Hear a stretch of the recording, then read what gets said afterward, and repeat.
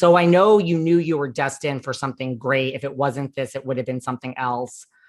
But did you think the same thing with this TV show? Like, I mean, did you know it was going to be, I mean, I know hindsight's 2020, but you could just say, yes, this column, this book, this Darren Star, HBO, this is it. It's going to be, I mean, massive, epic, insane, in syndication forever. Like, could you tell that? It's like, this is the reality, and people simply have got to accept this as the reality.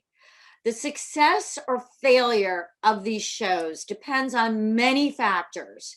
One of the factors is, how much do the people want to do the show? Do they get along? Do they want to really make it work? Does the network want to keep it on the air for whatever reason? And then these things grow.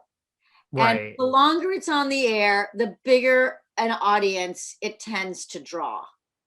So that's, there's a lot of talk in TV. People get very, everybody wants to have 100 episodes so they can go into syndication because that's supposedly where the money is.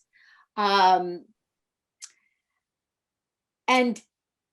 there are just a lot, like, I think of Lipstick Jungle. Lipstick Jungle, I thought was going to be a huge hit. Such a good show.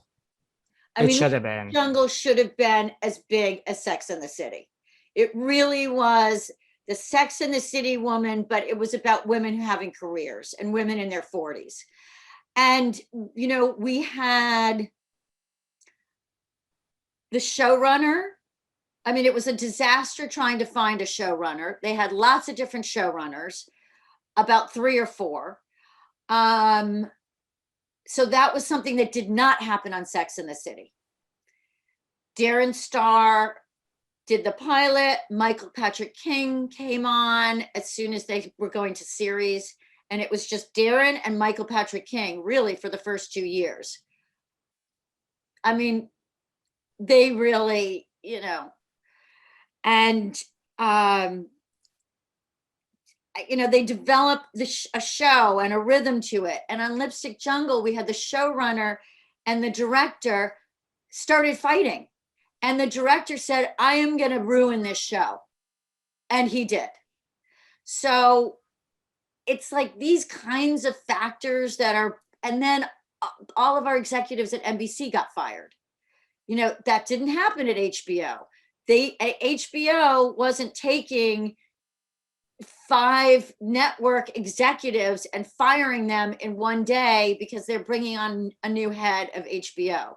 So I know that this is not what the audience wants to hear. They want to think that it's magic.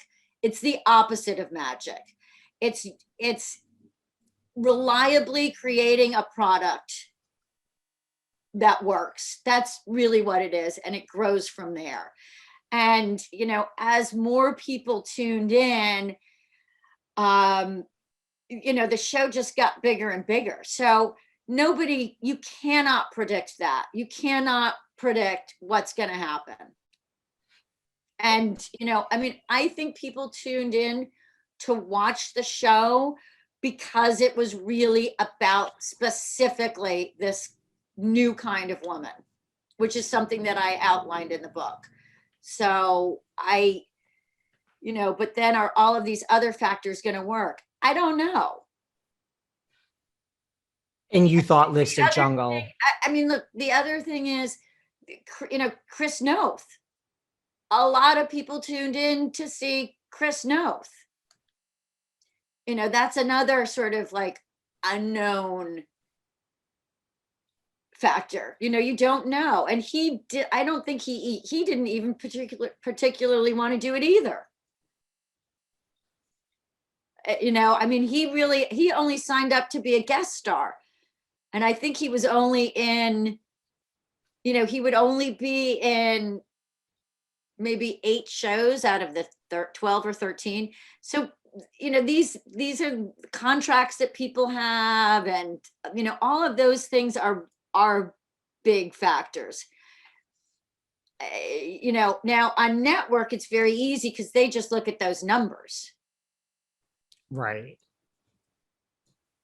And you thought Lipstick Jungle would be the same thing once it was in motion.